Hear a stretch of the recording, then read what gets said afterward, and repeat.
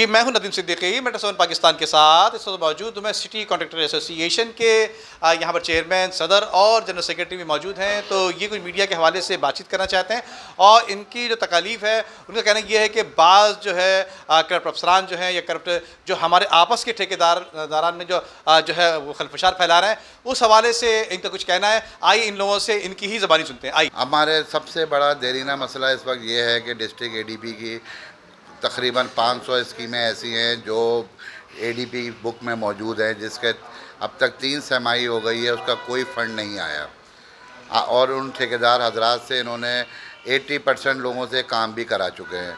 तो उन लोगों के बहुत माशी इस्तेहसाल किया जा रहा है उन लोगों का और उन लोगों को पेमेंट नहीं की जा रही, जिसकी वजह से ये लोग सब अपनी जेबें गरम कर रहे हैं। नए टेंडर करा देते हैं, कुछ डायरेक्ट कॉन्ट्रैक्ट होते हैं, कुछ माफियाओं के साथ मिलके अंडर दी टेबल काम कर रहे हैं ये लोग। और बात यह है कि जो भी इस वक्त कॉन्ट्रैक्ट चल रहे हैं शहर के अंदर, जो भी काम हो रहा है, कोई 3 साल पुराना है, कोई 2 साल पुराना है, कोई 1 साल पुराना है, इन सब के रेट्स जो हैं वो 5-5 गुना और 6-6 गुना बढ़ चुके हैं, जिसको पूरा करना एक बहुत बड़ा मुश्किल काम हो गया है। ठेकेदार भी नुकसान में पूरा कर रहा है और काम भी पूरा नहीं हो पा रहा।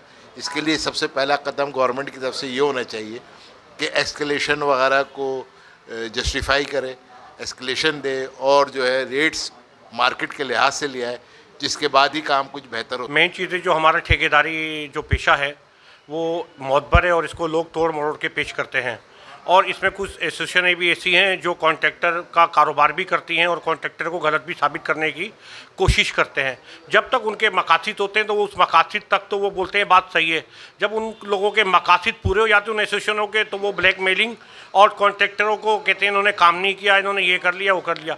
सबसे मेन बुनियादी जो हमारा मसला है वो ये है, ये कमीशन जो है जिसको हमारे यहाँ एक अपना हिस्सेदारी समझ ली गई है।